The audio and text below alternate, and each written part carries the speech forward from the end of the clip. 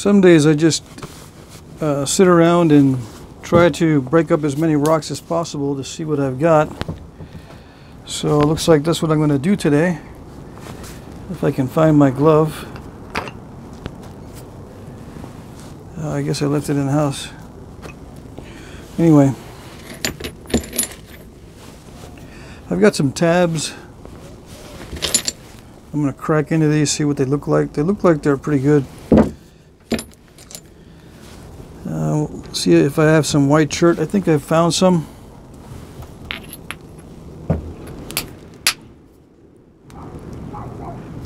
But I don't know if it's translucent.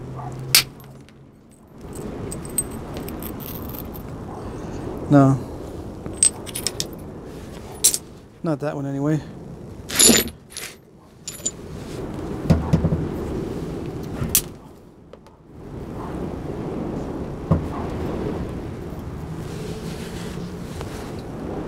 This might work actually. Yeah.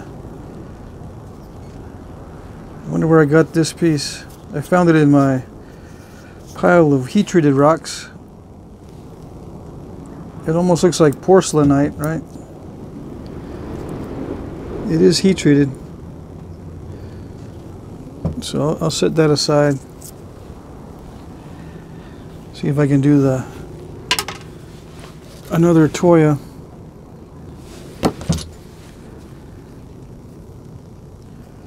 I just picked this up because I thought it was interesting, but I think it's too rough for abo tools.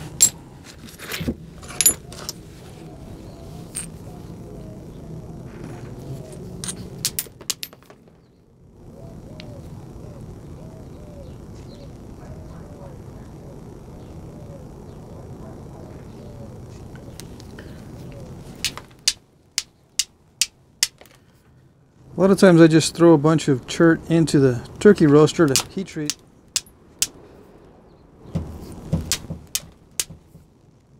And I forget to look to see what happened. I just dump out the roaster for the next batch. This might work too. It's a light colored chert. Looks translucent.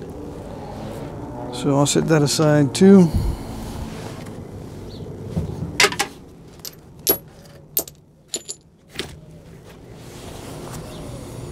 Okay, let's see.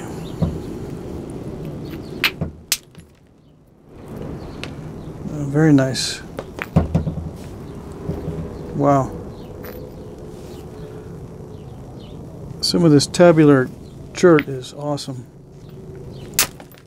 Now, this has been sitting out in my backyard for at least 4 years. So it's been through like 4 freeze-thaw cycles. Still looks like it's okay.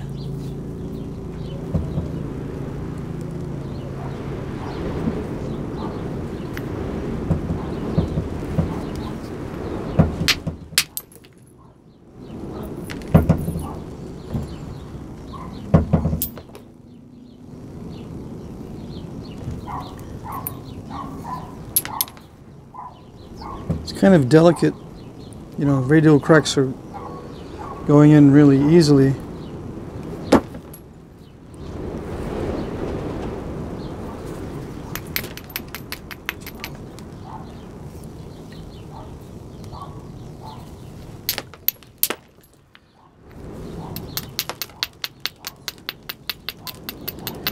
But yeah, I think anyone would be happy with several tons of this material.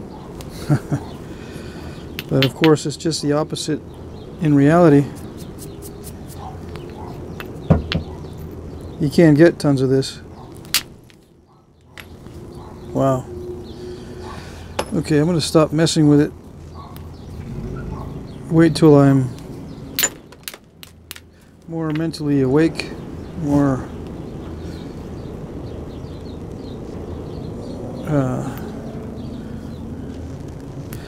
in a stable, quiet mood, I guess. Right now I'm just trying to do a lot of things today.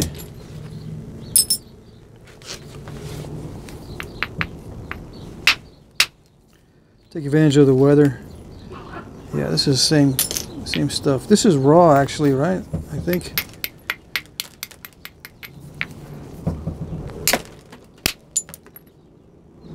Yeah, beautiful. So yeah, I'm not going to mess with this. I just wanted to make sure. Sometimes the patina is dark and the interior is not dark. But in this case, it's solid all the way through. Very rare stuff. For me anyway, I can't get a hold of this unless I buy it.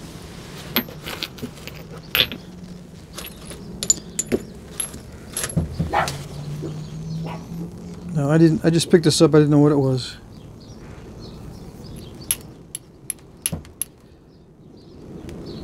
I think what they call this is Owl Creek Chert.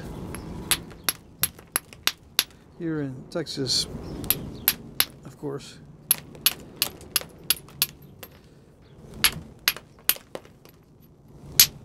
It's a black chert. Yeah. So yeah. It's been sitting outside also, and there's a little bit of a patina, but it actually is darker on the inside. I gotta be careful with this. I might just crack it down the center so I can get 2 arrowheads out of it. I've seen arrowheads made out of black chert that are local to near where I live, so I'm gonna save this.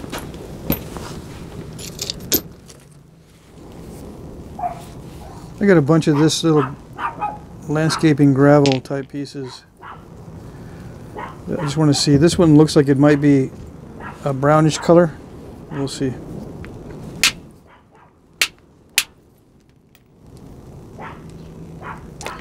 It's actually a tan color, and it doesn't look like it's very good quality. It's got issues, at least right there it does. Right here, there's a little void.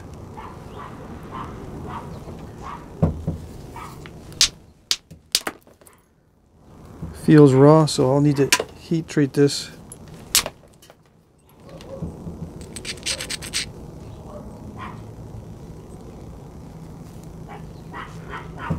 Yeah, I got plenty of this grayish tan color. I'm not too excited about that one. Okay. I heat treated this the other day. Just want to try it. Oh yeah.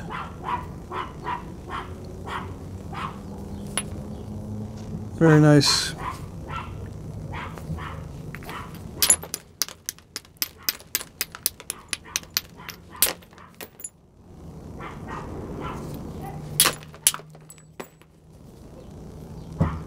Yeah, really, really nice. Okay.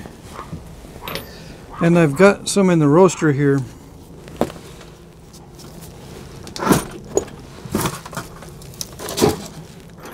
From the video on spalling tough cracked stone. This was the original exterior of that nodule that I showed in the video. This is what the interior looks like. Before I take a chip off, let's see what happens. It should be glossy. Yeah, looks pretty good. I think what I'll do is I'll make a point out of one of these pieces.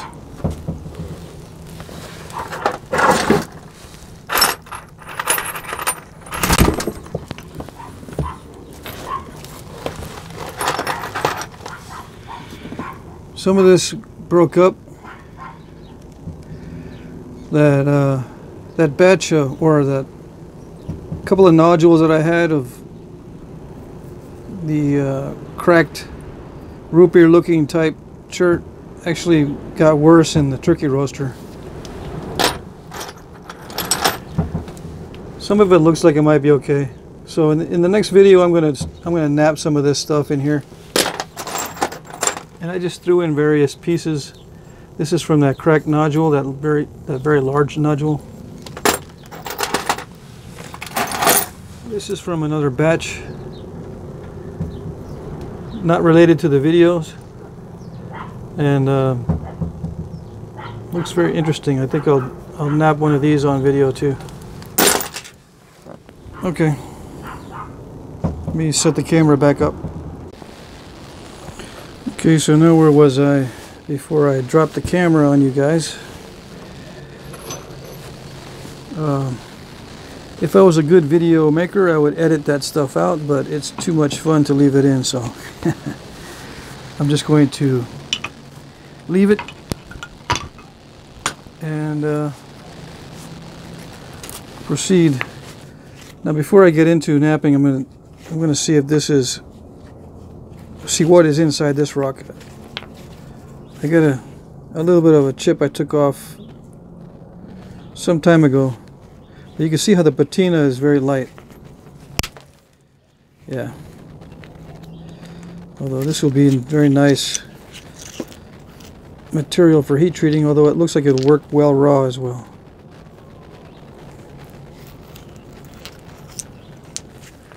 Yeah, sometimes you'll find them out in the field. They'll look white like this, but actually inside they're dark. Now, as for that Toya, that's got, looks like white chert. It definitely is white chert without a patina. But sometimes you'll find arrowheads that look this color and they're actually a different color. All right, I'm sure you know that already. So I'm just gonna knock out a quick point from this. There's some issues in here, so I'm not going to capture the whole length.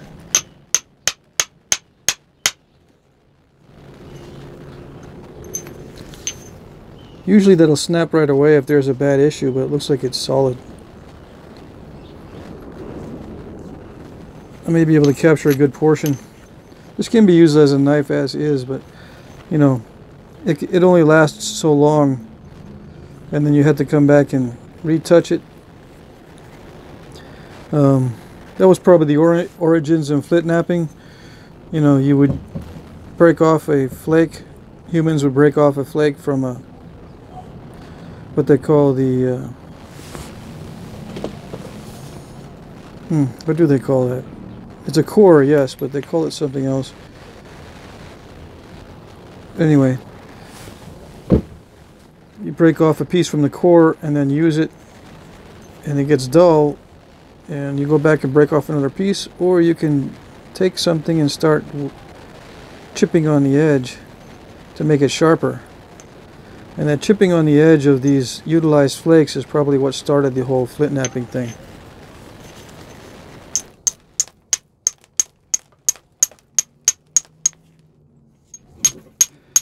Because breaking off chunks from the big core is one thing. Doing this reduction is quite another skill.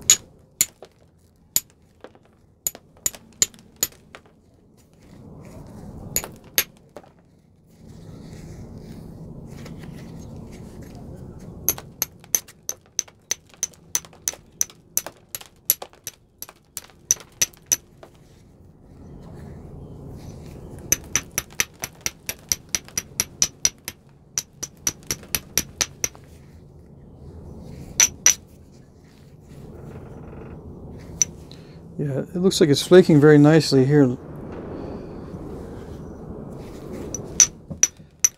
going to be doing mostly abo videos, but this works better with metal tools. This type of chert. I can tell already that it'll work really nice if I had some metal tools. But I'm going to do this all abo. And the reason why I say it'll work really nice is because it's flaking without any effort at all, just almost like glass. And I think you remember what this was like in that video with the cracked and tough stone spalling. It was very, very brittle.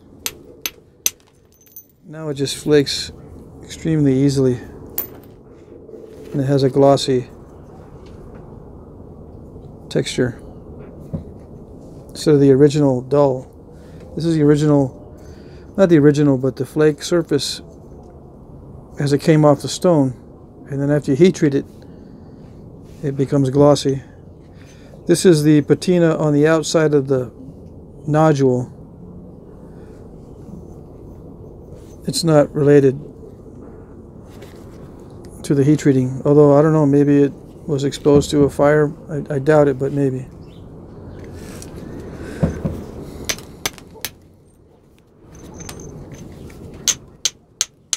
I think that's just what they call sand polish. A lot of times when you find points in the desert on the surface, the weathering from the dust and the wind will shine up the surface. That's a theory anyway. That's why they call it sand polish or desert polish. I guess it's desert polish.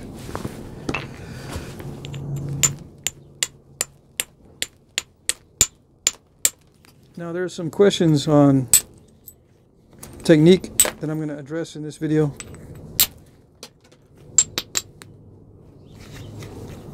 I'm going to narrate through the whole thing instead of staying silent. I get requests for both types of videos. Videos with a lot of explanation and videos with no explanation.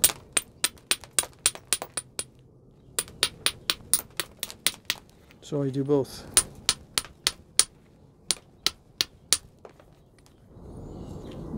Now this one is,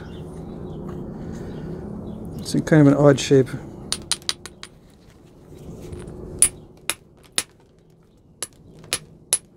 Gonna have to lose a lot of the tip. I don't have to lose much more than that. I can thin that out and make it straight. But I did lose a good portion of the length.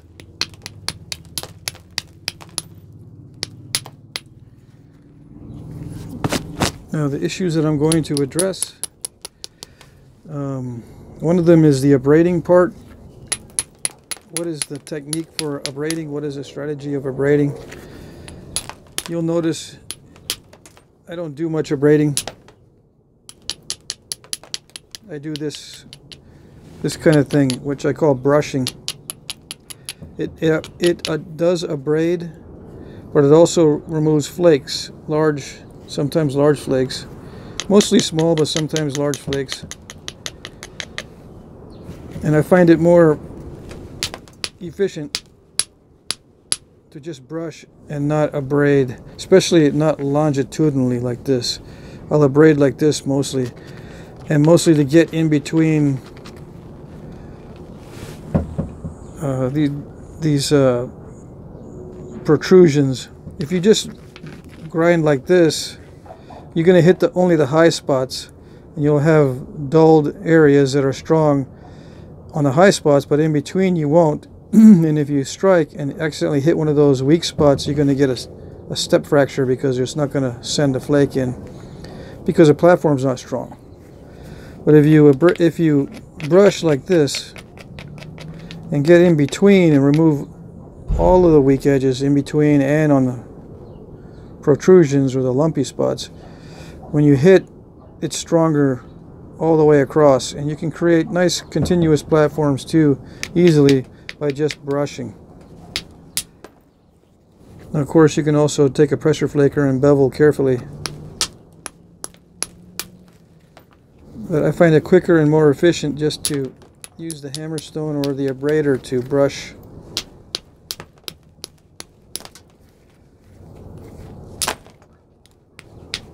And create kind of a bevel effect. The brushing does produce kind of a beveling effect. So yeah, I don't recommend much abrading, although it is very useful, especially on obsidian and very delicate materials, because the edges are so easily crushed. Any kind of abrading in any direction on a very delicate edge will help, even this way. You know what I mean? Sometimes you need to go this way so you can create a rough surface for the tool to sit on and grab, because if it's very slick, the tool will not grab. It'll just kind of slide off and it might only grab the very tip of that protrusion and result in a very short flake. You know, and then, like I said in the previous video, you'll have to overcompensate, and overcompensating on the edge takes bites out of the edge, or it snaps the whole thing. Yeah, worst case scenario, it'll snap the whole thing.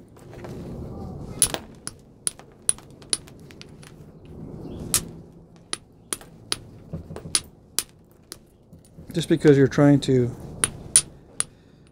make the tool grip.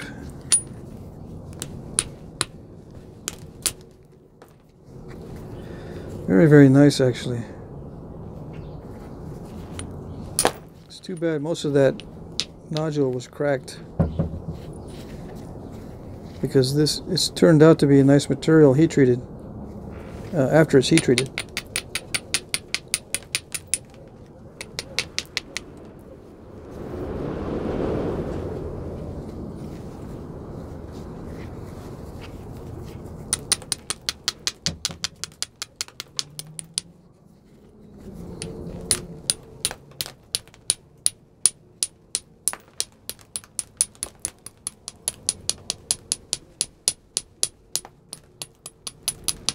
See, I'm brushing and I'm striking off flakes. Now it looks pretty bad because of the steps, and that's another issue that I was asked about. A lot of times I don't even pay attention to that, and I just continue on. I don't try to get rid of all the step fractures when I'm working, and sometimes I'll just intentionally leave a bunch in, and I'll leave some in on the finished piece as well. Like all beginners, I used to get bent out of shape with step fractures, but these days, I don't sweat it.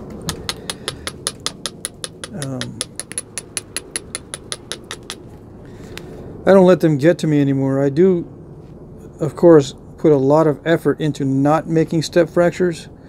I actually spent an entire year practicing how to not create step fractures, and you have to start with short flakes with no steps. Apply more pressure to get longer flakes if you're using pressure flaking with no steps. Keep increasing pressure, getting more and more proficient at longer and longer flakes. That's how you develop the pressure technique. With percussion technique, it's almost the same thing.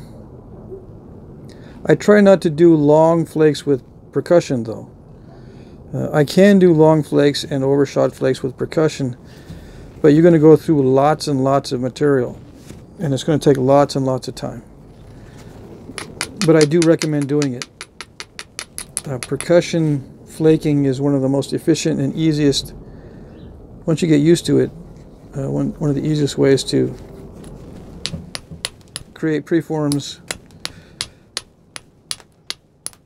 get rid of trouble areas quickly, and testing out materials. You know, if you're proficient in percussion napping, it really helps. And then especially percussion with big flakes. A lot of, at least here in my area, in the southern part of the country around here, a lot of the artifacts are made using large percussion flakes. So it'll benefit you if you want to expand the types of points you want to make, to practice large flakes with percussion.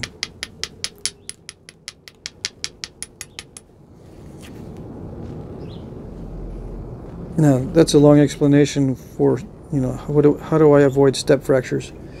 You just have to practice, of course, but I spent, like I said, an entire year devoted to nothing but focusing on avoiding step fractures.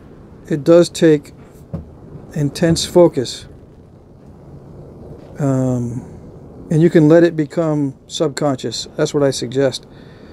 That's why I have a hard time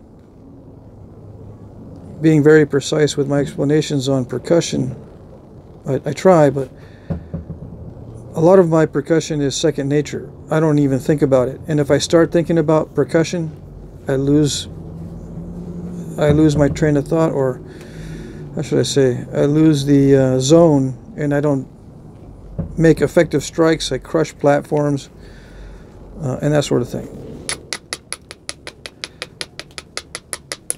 I really can't figure it out thinking about it. It has to be second nature, with me anyway.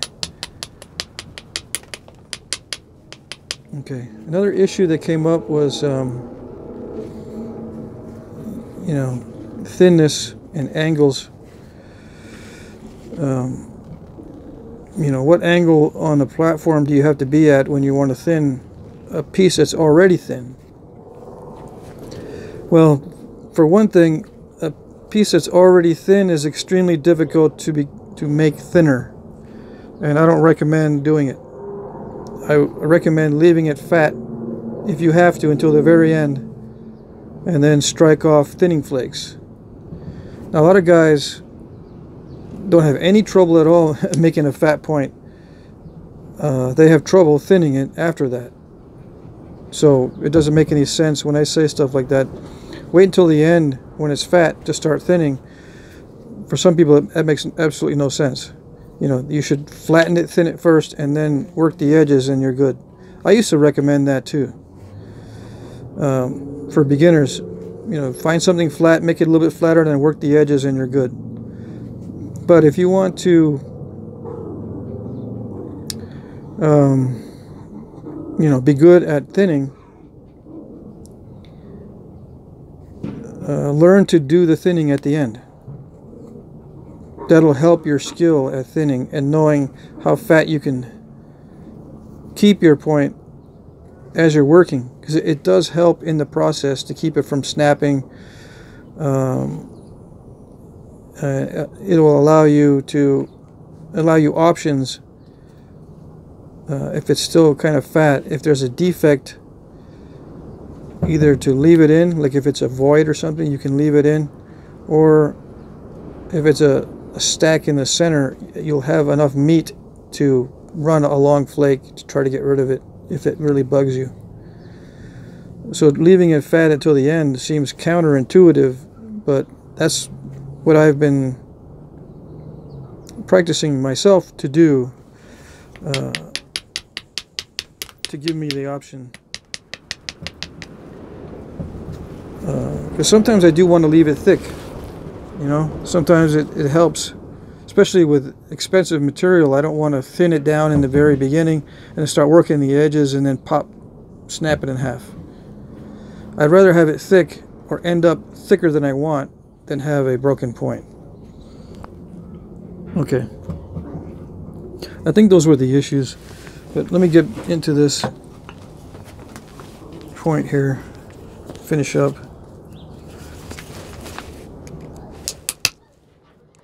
I think there's one more issue. I'll think of it while I'm doing this.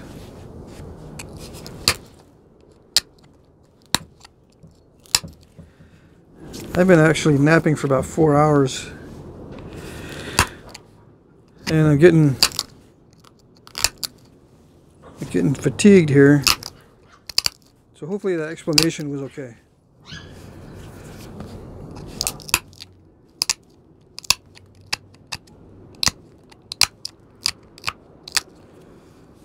And the napping I was doing earlier was just to try to get back into doing raw chert, but man, it really eats up the tools.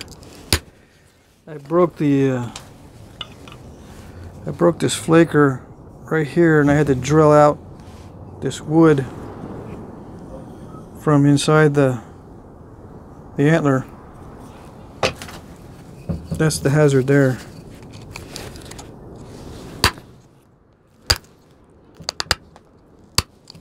It's got pretty banged up here at the tip. I go through a lot of material when I'm working raw stone. Other guys don't seem to have that problem.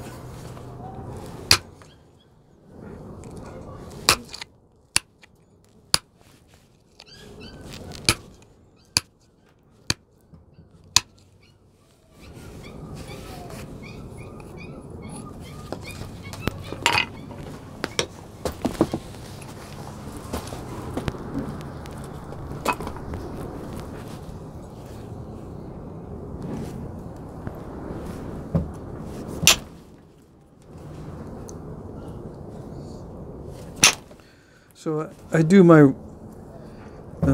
some of the practice off camera that I know is not going to be very good, especially the raw stone stuff.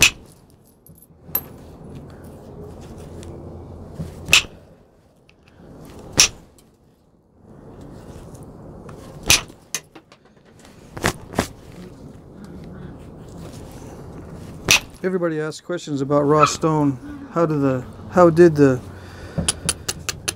Native Americans knap such beautiful pieces out of raw stone?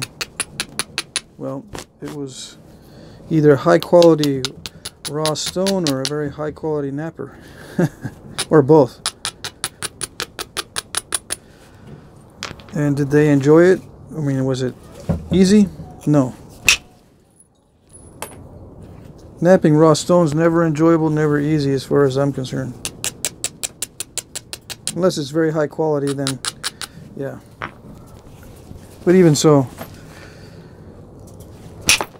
once you've worked heat treated, everything else is kind of, I don't know. It's not a waste of time, but it's pretty close.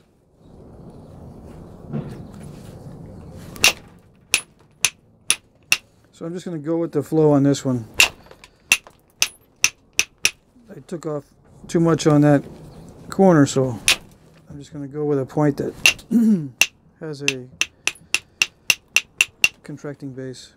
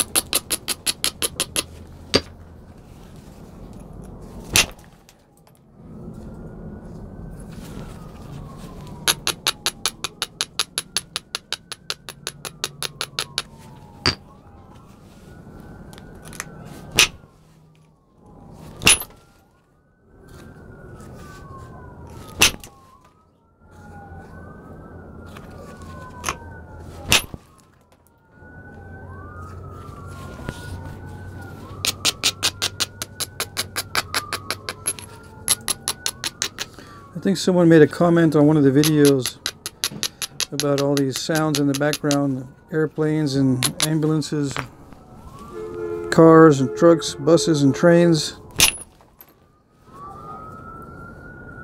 I live very close to the center of our town, and I live about a half mile from a major hospital. So sometimes you hear the hospital helicopter, medevac, I guess. Sometimes you hear ambulances and fire trucks and stuff.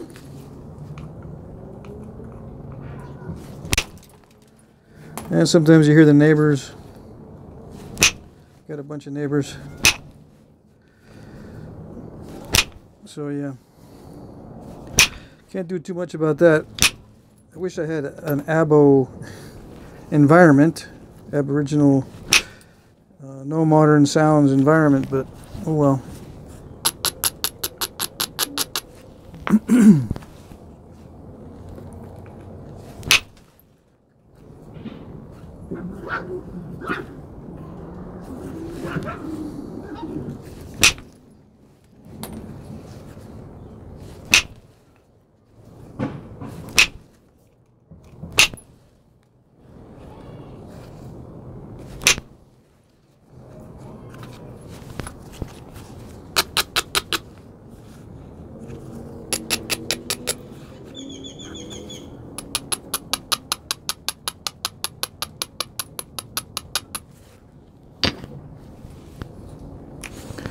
I don't know why I'm doing the base this way. I don't have to drive in flakes that way.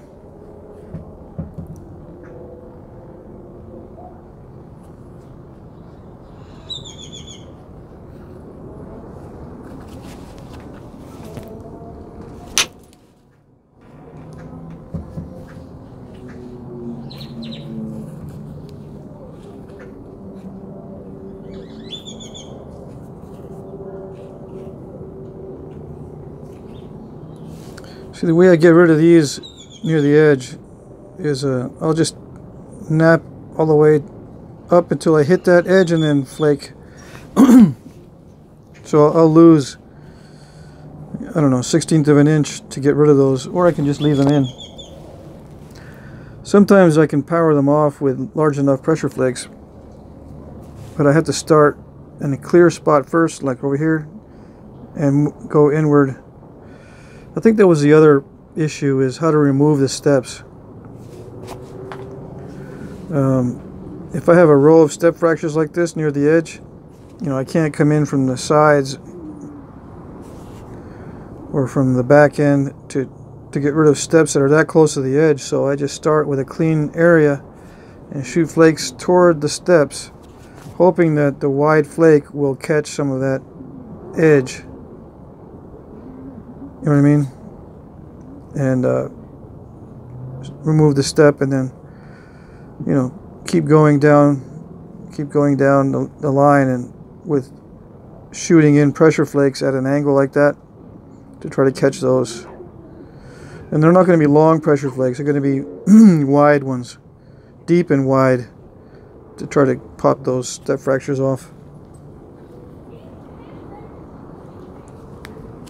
See, like, I don't worry about these kind of things. So it looks like I have enough mass here I can drive a flake and get rid of that. So I'll just leave it and go to something else. Like, I need to get rid of some of this mass near the tip here before it snaps across here. And there might be an issue with that too, so I don't know.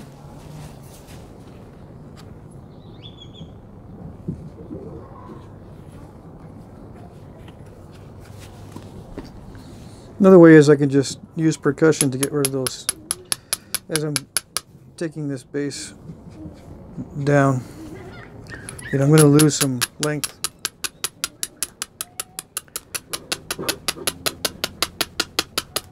But I can do it with percussion, I don't have to do it with pressure.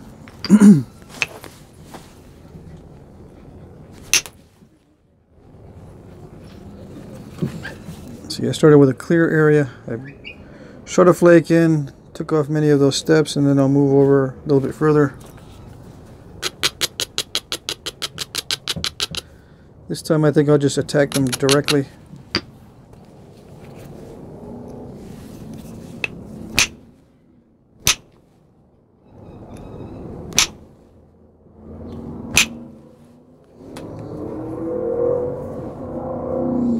I think you get the idea.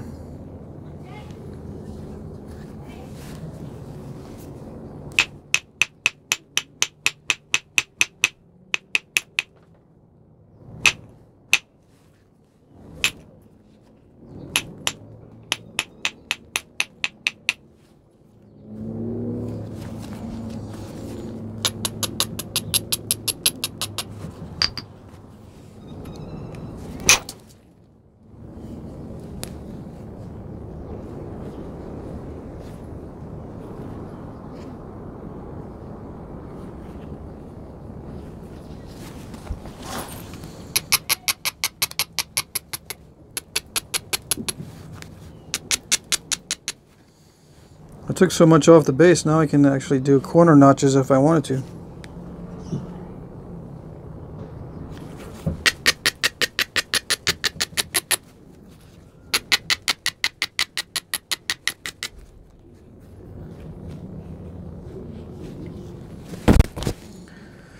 I think what I'll do though is just work on the blade and then make a simple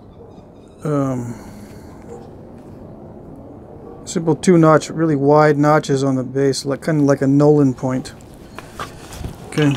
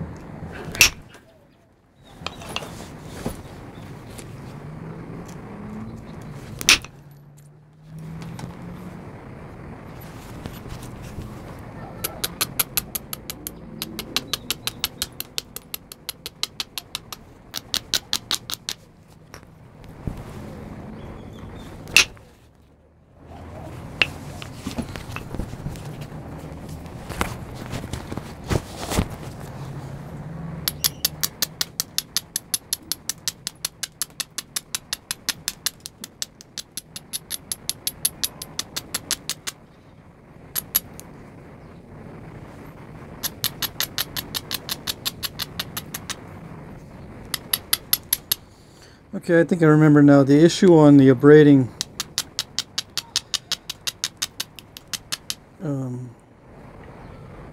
I did cover that in the beginning, but I was asked, is it good to do a lot of abrading and bring the edge to the, to the other side that you want to try to nap, and make it very dull so you can shoot long flakes? Yeah, that's the traditional approach. But if it's already very thin, you have to be conscious of your width. Okay, you won't be able to drive long flakes into a very wide, thin point. So you're going to have to take down the edge quite a bit to be safe. Like if I wanted to get rid of these steps in here, and I'm already very thin, I'm taking a risk to try to send long flakes in. I can, beef up this edge quite a bit with grinding, but it's still relatively thin. You know what I mean? To be safer, I should take off a 1/16 of an inch or so that it's more like a bevel to drive long flakes. Now with percussion, like with indirect percussion, you can drive long flakes relatively easily.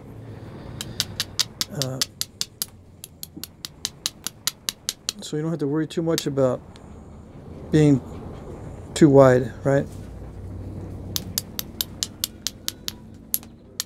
But it's always good, just to be safe, to take down the edge. Like I'm going to take down this edge.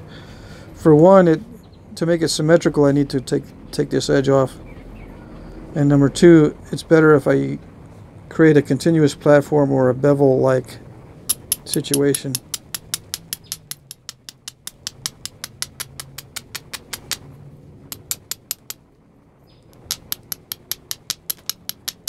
Right now I'm just working on symmetry.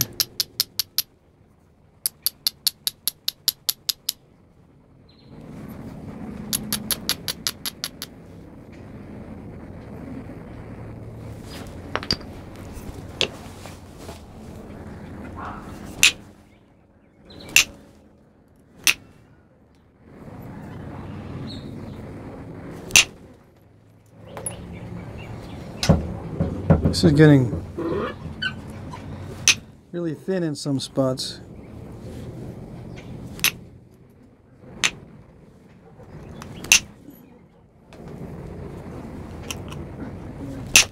It's really easy to flake, but the disadvantage of that is that sometimes you can take off too much.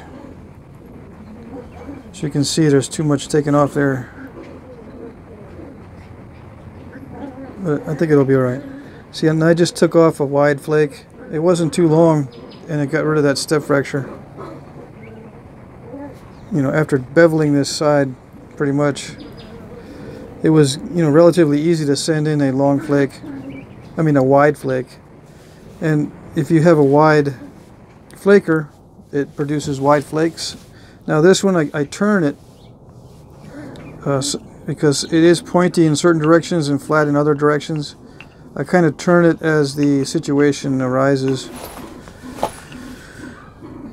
You know, everything is opportunistic with me. Opportunistic flaking, opportunistic utilization of the tool tips. The only thing that's consistent is usually the strike. Okay, the same strike every time works best for me. I don't have to worry about coming in at this angle or doing anything weird with the mallet. It's always the same strike. Always the same strike. Always the same. I move this instead. I move the workpiece.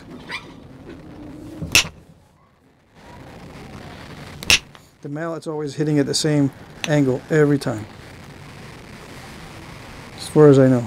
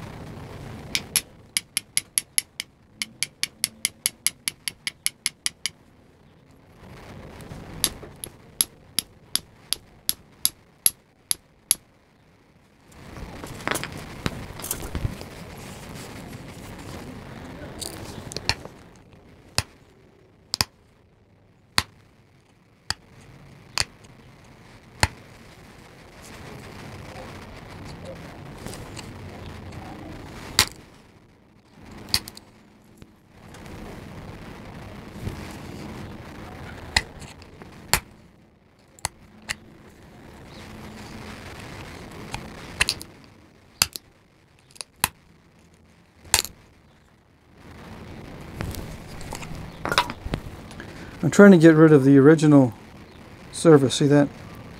The shiny spot? The outer surface of the original nodule.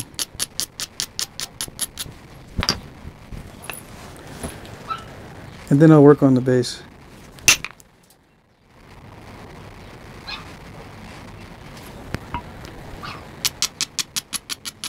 As luck would have it, this is kind of a hard spot. Tough. Okay. Nice wide flake. It went a little bit further than I thought, but it was okay.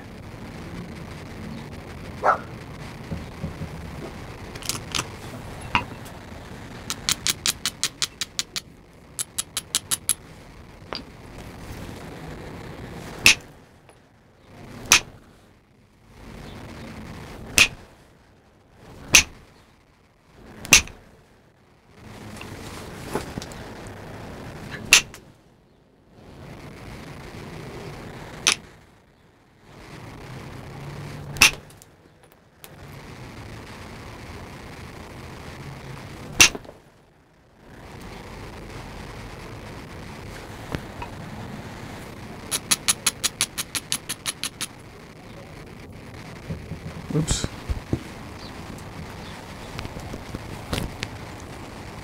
Yeah, just got my finger right there, which means I'm probably doing something right.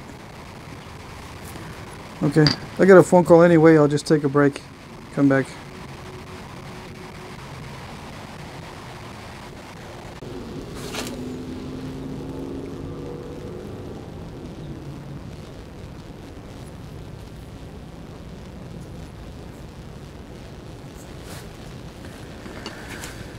Okay, so where was I?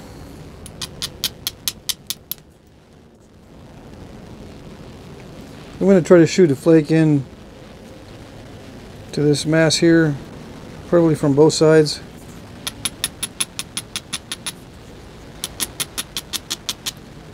And maybe thin down the base or narrow the base a little bit, and then we're good.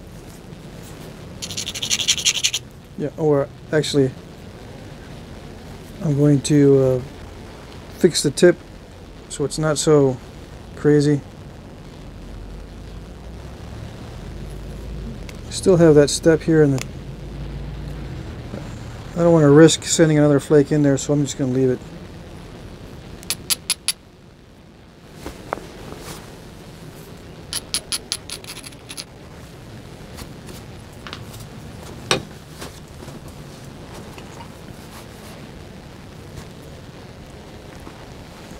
think I cut myself in several places.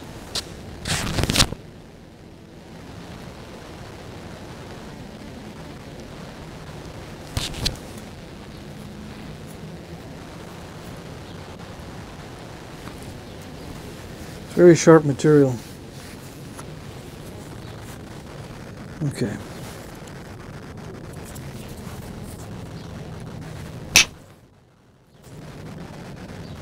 Yeah.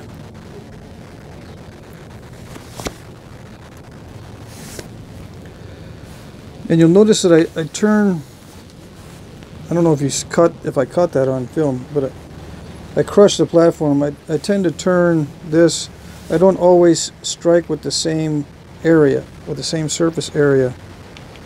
Sometimes I'll strike with a thick part of it or a wide part of it. Sometimes I'll strike with a thinner part of it. That time I struck with a thinner part of it, hoping for a narrow flake. And I ended up crushing the platform, which is not good, especially right there. It's exactly where you don't want to crush it.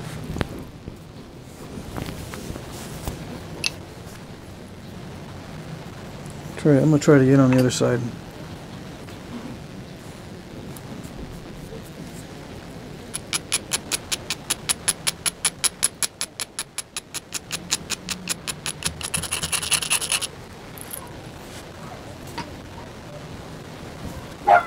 I'm a little bit distracted by the cuts, but they're not painful or anything, they're just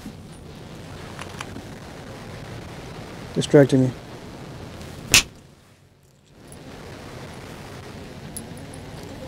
Yeah, a little bit too much. Took away that step though.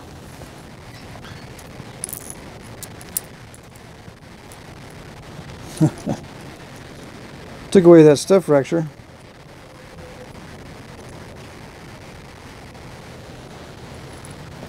But yeah, that's one of the things also about having a platform that's really low. It can potentially produce an overshot. I'm just going to leave it like that and call it good. It's a good knife blade as it is. I would just need to clean it up. It's just all pressure flaking from here, so it's not a big deal. So I'll just take a little break, come back and do the next arrowhead in a little while. Okay.